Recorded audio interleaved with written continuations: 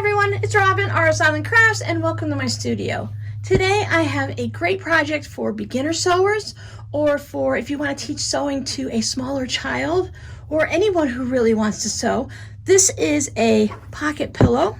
It's also been called like a reading pillow or a book pillow. There's just so many names for them online. So what it comes down to is it is a pillow cover, an envelope style pillow cover that goes over a pillow form, and it has a pocket. Now the one I made here, as you can see, is a Dr. Seuss version. So this would be a really great gift for a small child to put a couple of Dr. Seuss books in there.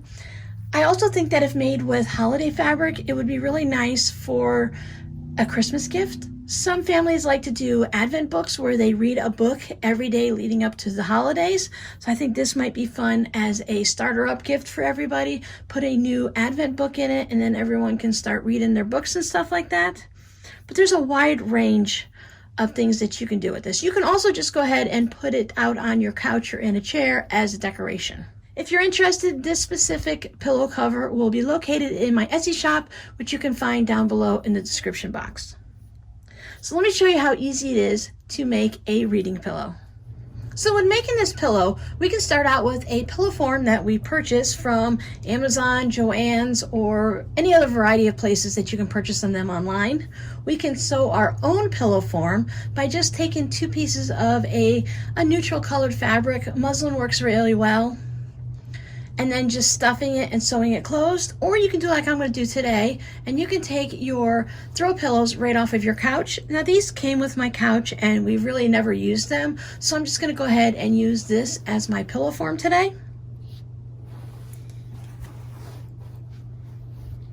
If you're using a darker one like I am, you have to be really cautious that whatever fabric you put over it isn't too thin or too light in color, because you might see these designs coming through.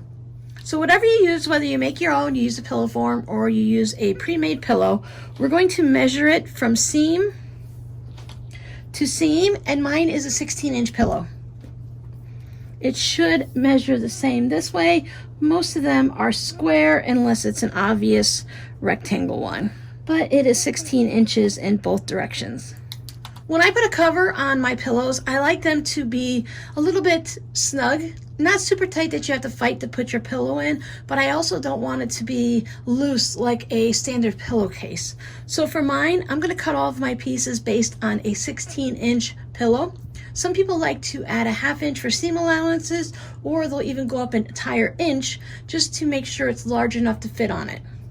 I'm just going to stick with 16-inch pillow form, and I'm going to cut everything to 16 inches.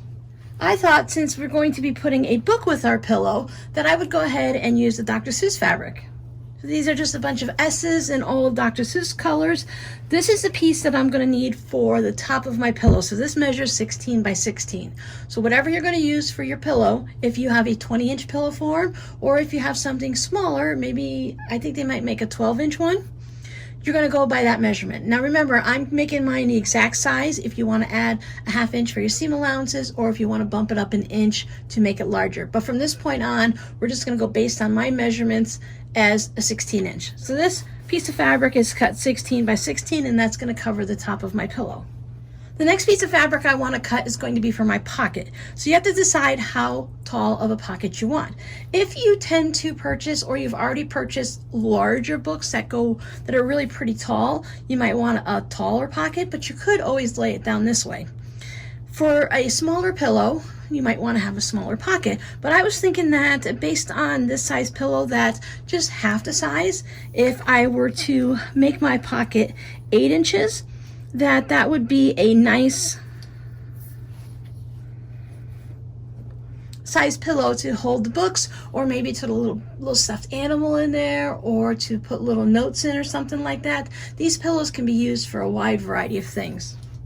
I took this Dr. Seuss fabric, and I know that it has to be 16 inches this way. So whatever the size of your pillow form, you need it to be that width.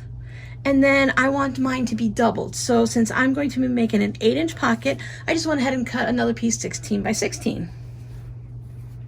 Making sure that my writing is going to be right side up on this side, because on this side, it makes it upside down. Now, if you have a really nice fun piece of fabric and you don't have enough to make both the outside of the pocket and the inside, you could sew a piece of fabric together. So maybe you have the writing on this side and you might just have a red fabric on the inside. That would work also. I'm just going with just my fabric here, and I think this is going to be, as a quilting cotton, it's going to be sturdy enough for the use that it's going to be on a bed. If you want, you can go ahead and put any type of interfacing on it. I'm just going to leave this fabric plain and this fabric plain. This one is doubled, so as a pocket, I feel like that's going to be sturdy enough to take the wear and tear of being used as a pocket. Now for the back of my pillow, I'm going to do this as an envelope style. And with an envelope style, that just means that you have fabric that overlaps the other one and you can pop it open like this. There's no zippers, no Velcro, no buttons or anything like that. Now when doing the envelope style pillow, there's a couple options that you can choose. This one here, I just folded the edge over a couple times, 1/4 of an inch, and then I stitched it down to hold it in place. This was just going to be a nice little throw pillow, to more of a decoration than one that's being used. But when I make them to be used, I want them to be a little bit sturdier on the back. So what I do is I cut it to where I can double the fabric over on each side. So that gives a little bit extra strength for taking the pillow in and out and washing it, especially if it's going to be a child's pillow. Chances are it's going to need to be washed on a regular basis. I like to add about a 5-inch overlap. You can go up to about a 6-inch overlap for a pillow like this. The larger the pillow, you can get away with a larger overlap, and for a smaller pillow, it doesn't need to overlap as much. So for my 16-inch pillow form, I'm just going to overlap it 5 inches, which means I need to have it cut this far. It's going to be 16 inches because this is my set number here. But since I'm doubling this over and I want that overlap, I went ahead and I cut this 16 by 21. So that's just the width of my pillow plus the amount of my overlap. So that's 16 inches plus 5 inches overlap for 21 inches. And I cut 2 pieces of fabric like that. And then I folded them in half. And that would then become the back of our pillow. So once we've chosen our fabrics and we've cut them all out, that's really the hardest part. At this point now, we're just going to sew them all together. Now what you can do if you'd like is you can take this over to your sewing machine, and on this fold here, about 1/8 of an inch or 1/4 of an inch from your folded edge, you can go ahead and do a just straight stitch along there, and that's going to add that so that that part of the pocket lays nice and flat. And it just helps keeps it all together, and it works a little bit good for that little bit of a wear and tear on there. So you can do a fancy stitch or just a straight stitch. I'm just going to take some white thread and just about 1/4 of an inch, 1/8 of an inch from the edge, and I'm going to stitch it on there. If you would like, you can go ahead and put some pins just to make sure everything is held in place. We don't need to worry about pinning anything up there because it's just a folded seam. You can go ahead and give it a nice press to get a nice crisp edge there, so you don't have to worry about things moving that much. And just staying out of the area of where you're going to be stitching, just put a couple pins, one on each side, just to hold these in place. That way, when you take it from here to your sewing machine, you don't have to worry about anything shifting at all like that. You don't have to worry about back stitching at the beginning or end, because when we put this into our pillow, we're going to go ahead and stitch along those sides and along the bottom, so everything will be covered. And there it is. You can see on the red where I just stitched down it. Simple little stitching, trimmed my threads off of the end, pulled out my pins, and there's our pocket all set. Now this piece here is the top of our pillow, where our pocket is going to go like that. If you have a little bit of wrinkles in it, go ahead and give it a good press. If your fabric is directional, or you just feel like a certain direction looks better than the others, remember I cut mine out at 16 inches square, so I can always spin it around into any direction that works for me. Then I will take my lining, making sure for me that I have my words in the right direction and I don't have it upside down. I'm going to line it up along the bottom and both sides. Then you can put some pins in it or just use these clips. These clips are great because they don't stab you and they're easy to remove.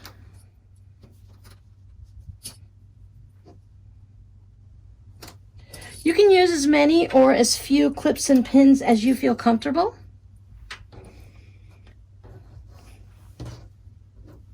I like to make sure that I have at least one in each side at the point where the pocket touches, and then one down here in the corners just to hold it. Now for the backs, we have that fold.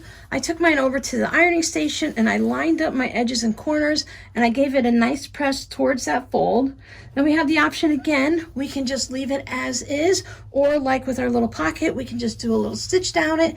Projects like these are really great for testing out those fancy stitches on your sewing machine. If you want to have something a little bit different, maybe you want to try the twin needles out and put 2 rows of stitching down it. Or again, you can leave it just as is. But I'm going to take mine over and I'm going to run a line of stitching. There it is. I just stitched 1/8 of an inch away from the fold. Once again, I didn't backstitch the beginning or the end because anytime you're going to be sewing across the line, it's not necessary, but if it makes you feel better, it's perfectly fine to backstitch at the beginning and the end. So our folds are going to be going in the middle. Now, since my fabric is non-directional, I don't have to worry about that, but we are going to be putting it to where we want to have the right sides touching here. Now, since this is folded in half, I can just lay it right on there and not worry about it. But if you were using something like this and you wanted the back of your pillow to be in the upright position based on where the pocket is, you want to put what's considered the right side touching down to here.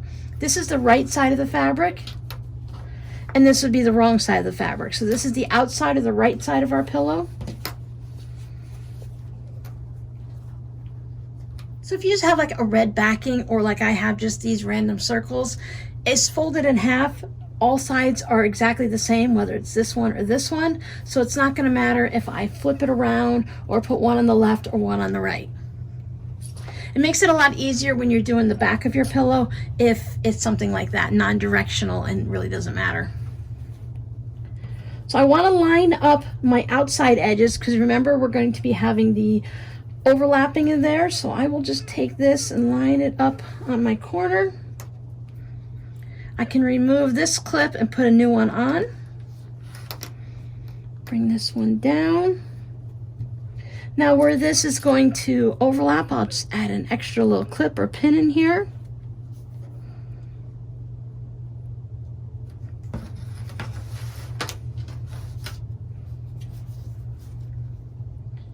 Then I'm just going to continue around. Once I have that side done, making sure that I have my folded and stitched here, match my corners.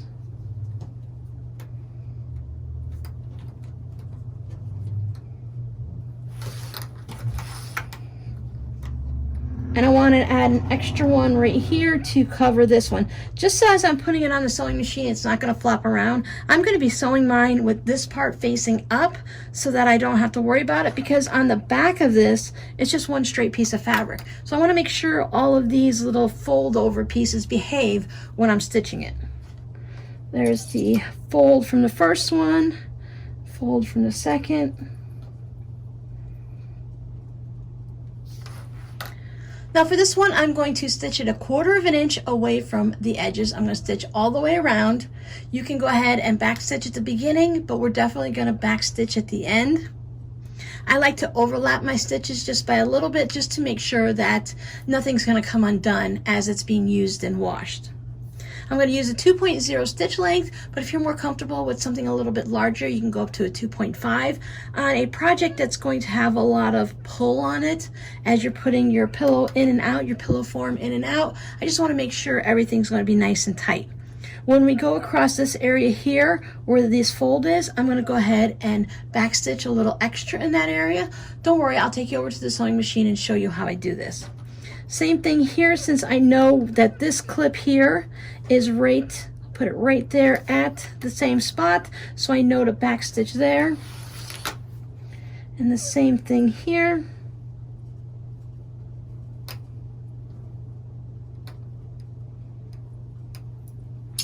If you're doing pins, you can go ahead and put 2 pins in to remind yourself.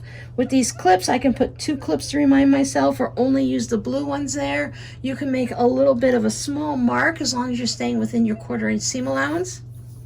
Now, if a 1/4 inch seam allowance feels a little bit too small for you, you can go ahead and bump it up to a 3/8 inch seam allowance. You just want to take into consideration when you cut all your fabric in the beginning that you're going to be making your pillow form, it's going to be, your cover is going to be a little bit tight on your pillow form because we'll be using a larger seam allowance then. But if you take this nice and slow, I have all the confidence in you that you're going to be able to get something close to a 1/4 inch. We're not making a quilt block here or anything fancy, so if we go a little bit over a 1/4 of an inch, it's going to be okay. So let's take this to the sewing machine and get sewing on it. Now, if this is your first project in a while and you're just picking your machine back up for Christmas sewing, you might want to go ahead and put a new needle in, and also check in your bobbin area, make sure everything's nice and clean and it's not full of lint from your last project. Because if you can't remember the last time you sewed with your machine, this needle could be pretty dull, and it makes it a lot easier and a lot less stressful, less mistakes if you have a nice sharp needle, and if your bobbin area underneath here is nice and clean.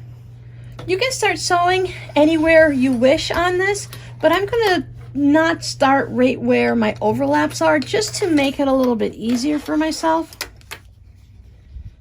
I do have these clips here that show me where the pockets are, so I'm going to start just a little bit down. I'm also going to double stitch over where my pockets are, just to give it that little bit extra, because when kids are starting to pull on it and putting stuffed animals and books in and out, I want to make sure that it's nice and strong of a stitching line. And a good way to do that is to just go ahead and double stitch. So if you want, you can back stitch here just to set your stitches in so that they don't pull out and you don't have to worry about them. I'm going to go ahead and stitch up to my first clip here. Remember, you can go as fast or as slow as you need. My machine comes with 3 speeds, slow, medium, and fast. So if you're a really beginner slower, or you're doing it with this younger children, you can put it down to turtle speed. That way, they will have better control over where the fabric is moving and how fast the needle is. Because if you're going, that's going to be a little bit too fast for a beginner sewer or a young sewer. So you want to go ahead and, if you can, adjust that speed. Otherwise, if you're maybe sewing this with a younger child, maybe you're with one of your grandchildren or your younger children that are 4 or 5 years old or so, you can always put them on your lap and you control the speed of the foot pedal and let them just move the fabric. That way you can control how fast it's going through. So before I get to any clips or pins, you do not want to sew over any of your pins, and you definitely don't want to sew over a clip, of course. So right here is where my little pocket is going to be, where the pocket ends at the top. So when I get up to here, I'm going to go about 5 or 6 or so stitches past, an inch or so, and then I'm going to back stitch. I'm going to try to stay in the same line, but if I can't, I want to go more towards my seam allowance versus into the pillow. That way everything lines up nice and evenly. So I'm just going to go ahead and continue stitching. Now when I reach the corner, many machines have a needle down function. As you can see, when I stop sewing, my needle stayed down in my fabric. Some machines, it stays up. You have that little hand crank on the side of your machine. If you crank it towards yourself, it'll bring the needle down. So it's easier when you get to the corner if your needle is down in the fabric. I'm going to try to stop 1/4 of an inch away from the edge of the fabric. There's a little mark right here on my foot of my sewing machine. There's a little line, so it tells me that if I'm sewing at 1/4 of an inch seam allowance, when this line hits the end of my fabric, I should be 1/4 of an inch away. So to test that out is I have my needle down, lift my presser foot, and when I spin my fabric and I put my presser foot back down, it should be directly across and be lined up for that 1/4 inch seam. But if that's too complicated and you're too confused by that, a simple way to sew these corners is to sew right off your fabric. Then you can bring your needle up, lift your presser foot, because by lifting your presser foot, you're releasing the tension on the thread. If you have it down and you try to move things around, it's holding that fabric down and it's holding the thread inside your machine tightly. But by lifting our presser foot, I can easily pull this out and pull on that thread a little. And then I can bring it back up, line it up. I'm going to start stitching right off of the fabric where my seam allowance is, so that I'm going to be lined back up. That way, when I'm stitching this way, it's going to cross over that thread and I won't have any weird openings. If we just turn the corner with our needle down, it'll also keep it from having any strange openings. So why this way, by doing a corner this way, we don't have to worry about being exact. We can just lift it up and readjust and then keep sewing. So again, I've come to the little fold on the back. I'm going to stitch over it and then back stitch. That just gives us that extra security, so when we're pulling on it like this, we're not going to tear just that one thread. So I have extra thread. I've stitched once, twice, and then 3 times, so that it'll add that extra durability to it. Again, I have the other one at this location. So that's right here, so I want to make sure I stitch past it so that I can go ahead and back stitch. I'm going to continue doing the same thing all the way around, back stitching at any of the locations where 2 pieces overlap, whether it's going to be the pocket on the other side or where the 2 pieces are going to be overlapping. And when I come back around to the beginning, I just want to go a little bit past where I started so that I can do a little back stitch and lock all my threads in. My goal is to aim for the same exact spot, so if you're following your 1/4 inch or whatever your seam allowance is, you should be able to aim for it, do the best you can, and then back stitch. This is going to be on the inside of the pillow, so nobody's going to see it, so if you don't line it up perfectly, it's fine. There we are, stitched all the way around, back stitched in any of the places that we had any bit of fabric overlapping for our pockets and such. Now what I like to do is go ahead and trim my corners. So we have our stitching that comes into here, and I want to stay a couple of threads away from the corner. I just want to take this extra bit of bulk off. Some people like to go just 1 thread away. I like to stay a little bit. We just want to try to get a sharp point on our pillows in the corners, but because of what we're making and we're covering a pillow form, if it's a little bit rounded, it'll be okay. It's just one of those techniques that is used anytime that you are turning something right side out, just to take those sharp corners and to make a little bit less stuff that's going to be inside that corner to fill up the space. Now when I turn things right side out and they have corners in, I like to use this rounded crochet hook. It is a size K. It's just that it has a nice big rounded point to it, and it's nothing really sharp that's going to poke through my fabric and create a hole. They also have different things that are specifically made for turning your corners and making nice sharp points. Because I have several layers, I'm not sure how well this one's going to work, but I know that I can put a little bit of force and strength into this because it's nice and curved. Some people will just put their scissors in the corner, but there's too much of a risk for me of the sharp point of the scissors tearing through the fabric. So I know with the rounded crochet hook that I'm in pretty good shape.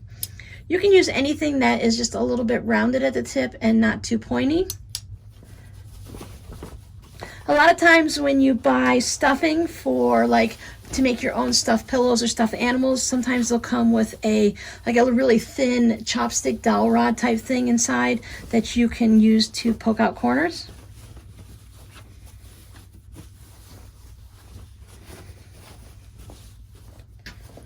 So as I'm turning this right side out, I can see that my pocket is on the front as I planned for it. But sometimes when you're turning it right side out, if you don't grab it in the right spots and you get it turning in a certain way, you may end up having it turn the wrong way so that your pocket's on the back, and then you're like, oh no, It's not a problem. I do this all the time. If you just don't put your hand in the right spot to turn it properly, this outside pocket is super simple.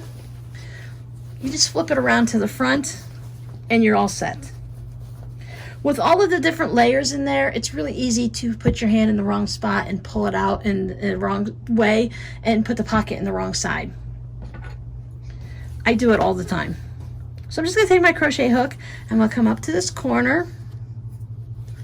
And I'm just going to gently push it in there so that I can round that corner out a little bit.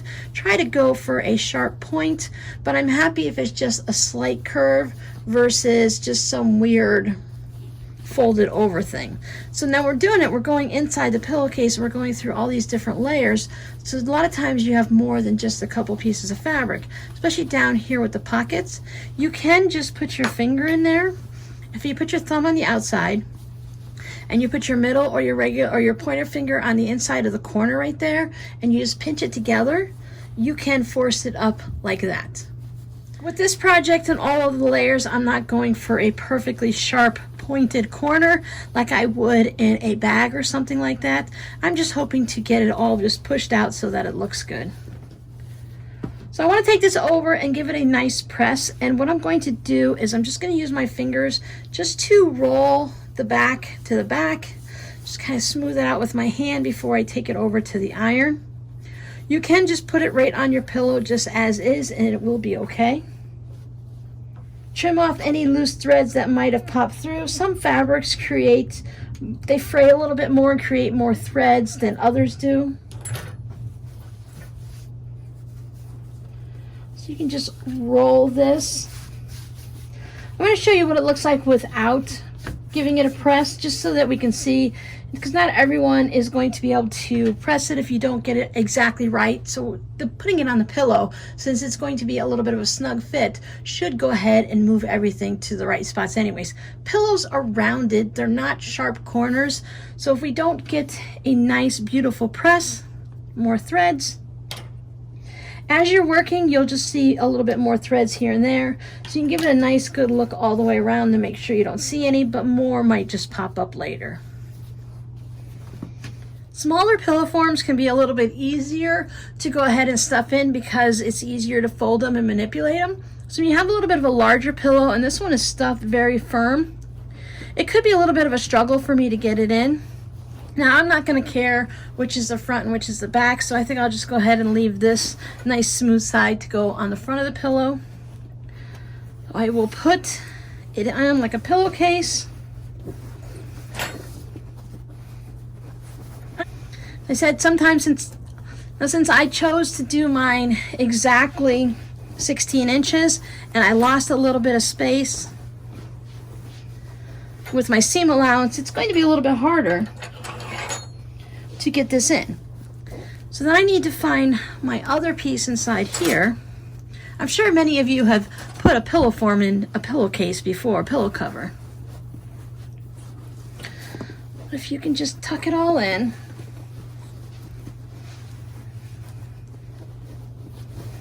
See, this is why we do the extra stitching on it, just to make sure we don't pop those stitches. If anything pops and you hear any of the threads tear or anything like that, you can take it off, turn it wrong sides out again, and then just go ahead and take it back to your sewing machine and stitch that seam area again. But you can see how much I was forcing my pillow in. And all of my seams turned out fine.